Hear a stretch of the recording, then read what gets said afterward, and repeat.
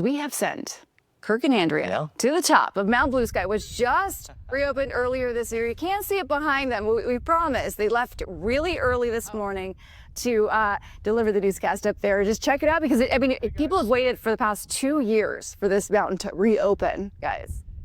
Well, the road's been closed, and we're actually not facing east, so you can't see the sun rising, but you guys have a beautiful view there. The sun is beginning to come up. We'll get sunshine here on this angle in just a couple of minutes. Yeah, and you can't see behind us, but you have a beautiful, almost full moon behind us here this morning. It is just gorgeous out there.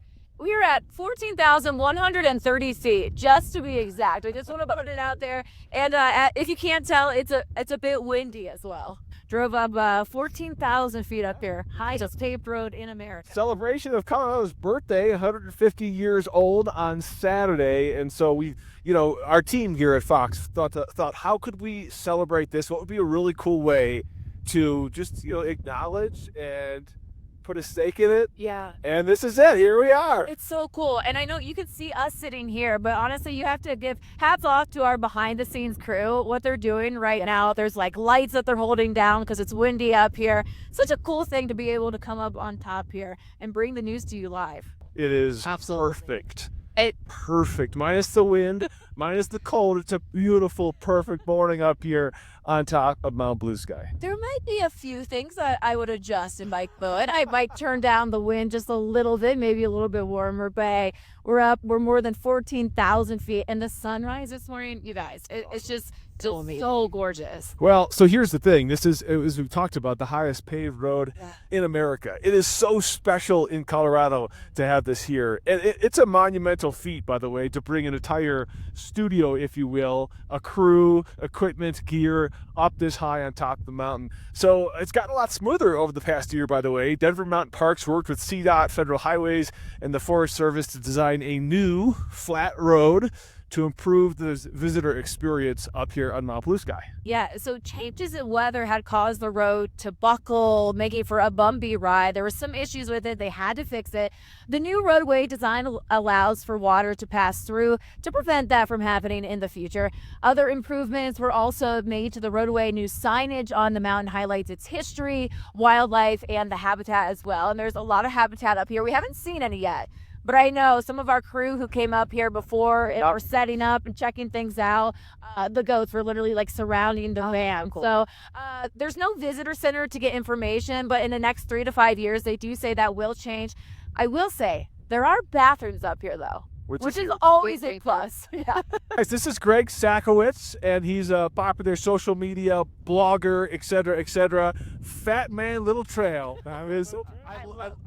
I love following you on social media, and I love that you kind of discovered hiking and the outdoors later in life, and you're trying to share that with people as well. That's what it's all about, right? It is. I didn't start hiking until I was in my 40s, and lived out here 10 years without hiking, and then fell in love with it, and have been doing it ever since. Is this your first time at the top of Mount Blue Sky? It is, actually, yeah. It's not bad out here. It's not bad. I've been to other mountaintops.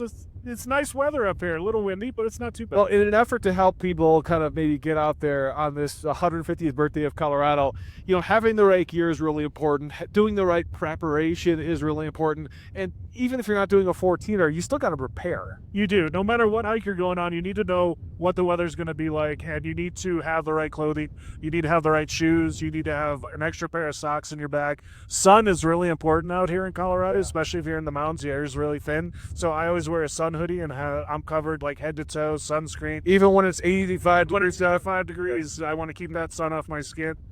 And then obviously wind. You need to have a wind layer. You want to have an insulating layer. You want to make sure that you're nice and warm when it's up at the top, because it could be 95 in Denver and 40 up in the mountains. Yeah, which is what we're experiencing literally today. Case in point. So what would you tell people, because you were talking to us earlier and you said you weren't always a big hiker. This is something that you kind of picked up during the pandemic, and it can be a little intimidating for people. You don't have to start with the 14er. In fact, you probably shouldn't, but there's a lot of beautiful hikes to see out there. It is, and especially people who are like maybe a little out of shape. Obviously, I'm a fat hiker. You look great. So the state parks in Colorado are amazing. There's amazing state parks. Staunton State Park is one of my favorite places to go where you can do really hard hikes, but then there's easy hikes there as well. How about this whole thing, doing the news from 14,000 feet? This is, I mean, you guys should do this every day, I think. I think this is wonderful. We would have like oxygen tanks like You're on. not gonna have. I think this is definitely a uniquely Colorado experience to do your news from 14,000 feet. It's wonderful that you guys are doing it. Oh, 1,000%. Fat Man Little Trail. Fat Man Little Trail on all the social medias, fatmanlittletrail.com. Thanks, Greg. Thank No you, guys. better way to celebrate Colorado's 150th birthday than going live from the top of a 14er. Mountain we call Mount Blue Sky now has been marred by controversy for well over a century. We know that not that long ago it wasn't called Mount Blue Sky. Yeah, it was just a few years ago. It had a different name. Its former name, Mount Evans, linked to the Sand Creek Massacre when hundreds of Native Americans were killed. So Janelle, she has more on how renaming the mountain is also the start of a healing process.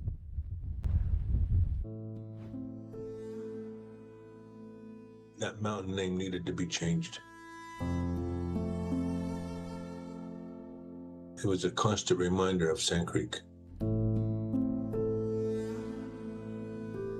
From 1895 until 2023, Mount Blue Sky was known as Mount Evans, named after John Evans, a problematic figure in Colorado history for his role in the Sand Creek Massacre. He gave basically carte blanche permission for civilians in Colorado and the military to hunt down and kill Native Americans. Evans served as the territorial governor from 1862 to 1865.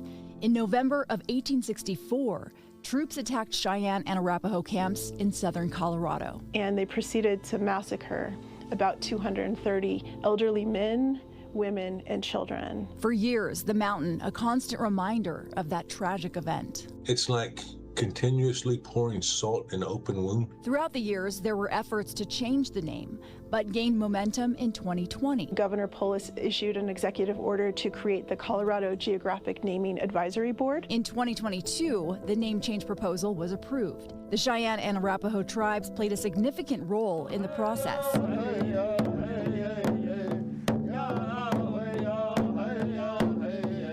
The ultimate task handed to Chester Whiteman and Fred Mosqueda. I said, Chester, we get a chance to name this mountain. But we need a name that will represent both the Cheyenne and the Arapaho people. The one that will, when you say it, it stands for us. He said, well, let's kind of think about it, see what we're going to do. So we was talking, and then he turned around and walked out, and I said, Blue Sky.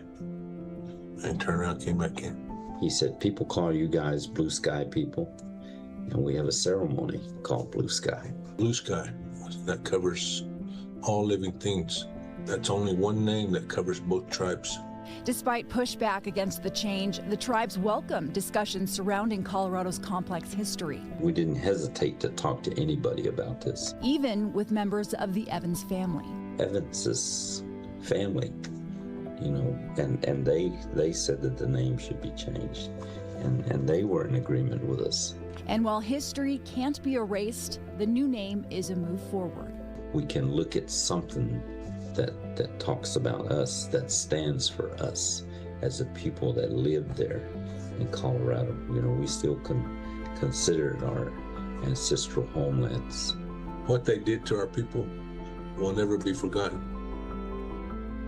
But it might take a little bit of the weight off our shoulders, off our minds, off our hearts. His 150th birthday coming up on Saturday for the state of Colorado. Yeah, the birthday is just around the corner, and of course, so many ways to celebrate it all across the state. There's lots of festivities planned and lots of things you could do on your own as well to just celebrate our awesome state. And we thought, hey, let's bring the governor into this. Governor Jared Polis is joining us ahead of the 150th birthday coming up for Colorado is on Saturday. Hey, how's it going? How come you're not here with us, Governor? It feels like it's like Christmas in July for you guys up there. What is it, like 40 degrees or something? That's great. You got free air conditioning. The rest of us are sweating it out. Let's talk about Mount Blue Sky, though, because we know it's been closed. It was closed for a little over a year and a half, just reopened a few months ago. So, I mean, the timing of that couldn't be more perfect ahead of Colorado's 150th. Yeah, and I'm going to be, by the way, at another one of our 14ers on Colorado Day, August 1st. By the way, Colorado Day is August 1st. That's the anniversary day. I'll be at Pikes Peak, another famous 14er. We've had a major initiative about revitalizing our 14ers, making access better, making it more sustainable, making it safer. So we're working across all of our 14ers to really improve the experience. Still not for everybody, right? I mean, I don't know how you guys got it up there, but I'm sure it wasn't easy. But we want to make sure they're as accessible as possible, not just on our 150th birthday, but really, I don't want to say every day of the year because it's got to be really hardy to get up there in winter, but at least during the summer. So let's talk about some of the things we have planned. The 150th birthday, a huge milestone for the state coming up on Saturday, and I'm sure there's a lot of amazing things happening this weekend. We've been getting ready for a long time, and everybody check out celebrate.colorado.gov. It has all of the community events. There's an interactive map. You can see there's a number of them in your community. We have each part of the state doing different things. We released a great Department of Agriculture book early this week about the history of agriculture. We're going to have 21 artists doing 14 art installations, and part of the fun will be hunting and finding these art installations to reflect and tell our history. But there's so many things to do for people of all ages to celebrate this very special day. You don't turn 150 every day, so it's very special. And I want everybody to check out celebrate.colorado.gov and figure out what's the best way for your family to celebrate. I vote next time we come up here, you make the trek with us. I'm just throwing it out there. That's a challenge. Game on. I'll see you for our 300th in 150 years. Let's do it. Okay. All right.